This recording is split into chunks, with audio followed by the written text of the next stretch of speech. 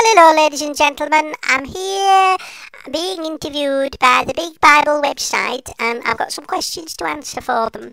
And I'm going to do my very, very best because I do think what they do is great. One of the questions they've asked is what brought me to the web and what do I want to achieve in being here? Well, for those who do redactive biblical criticism, I was originally brought to the web by the arrival in York of the 2010 General Synod. I was interested in why these odd people were gathering at the university and decided to follow a few of them about. My creator, and we all have one, said I should look at the Bible as well, as this was a fundamental book that Synod members carried with them at all times. I found it to be a really good read, and I'm still learning about the people who are in that book. Another question was, did I think people knew their Bible nowadays?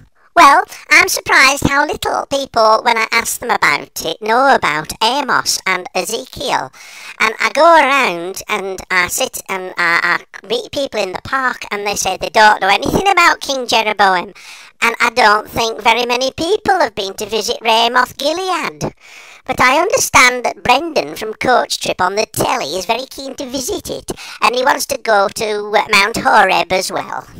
So no, I don't think people do know their Bible nowadays. But if you think of what went on in the Bible and put it into context, you say Jesus went from York for a day out at Scarborough and fed 5,000 there on fish and chips, well, it makes it a bit more real somehow to me. It would be a good thing if the stories told in the Bible could be presented in a contemporary style for the people of today, people who rarely read books even, and just look on the World Wide Web. We need to have a way in for the ordinary person who has no time for the dry or enthusiastic style of many Christians. Another question they asked was what did I think would be the benefits of the church getting to know the Bible better? Well, I think it all depends which bit of the Bible you choose to get to know. But I have to say, for me, the best bit so far is about Jesus, and we call that the New Testament. I think this is a good place for the church to look and learn, because it shows how silly we are when we start to hate one another and be spiteful about one another. Because maybe someone's an evangelical or an Anglo-Catholic, or maybe they're gay, or perhaps they're a woman, or maybe indeed even if they're just a cat. But I also think you cannot understand the New Testament if you do not understand a lot of the Old Testament.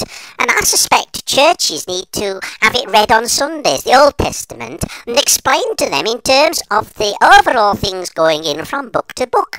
I mean, do we understand the origins of the Passover, for example, and the critical impact of its meaning on the things that went on when Jesus was executed? Do we understand the blood on the door? Another example is the return of God's people from Baghdad.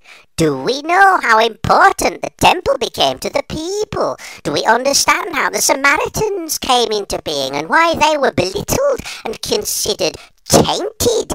These themes are central to at least one of the Gospels. For me as a cat, I find all this fascinating. It's a bit like Time Team, but it's on paper, not in the ground. But I think a lot of clergy don't know about the Old Testament, and that's why they only stick to the new bit, and they play down the significance of the old bit.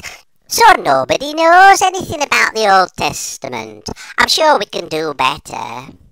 Another question they said is, do I have any Catholic tips on Bible engagement other than pointing people to the excellent Big Bible website? Well, my tip is, don't take it literally all the time. Read carefully and you'll see that some bits are written with tongue-in-cheek. Never let go of your common sense when you read the Bible. Think of things happening there in your own town or village. Make it real for you. The Bible is a gradual revealing of the nature of God, and it is filled with both fun things and sad things. It's a really good read, but you must be relaxed with it, and you've got to make the Bible your friend. If you try to turn the book into a set of rules, then you will miss all the richness of God's grace and be left with a very dry and dull collection of paper. Keep your sense of proportion, and if you get stuck, talk to your creator. He will understand, and he might be there laughing at the bit you puzzle over. Bye-bye for now.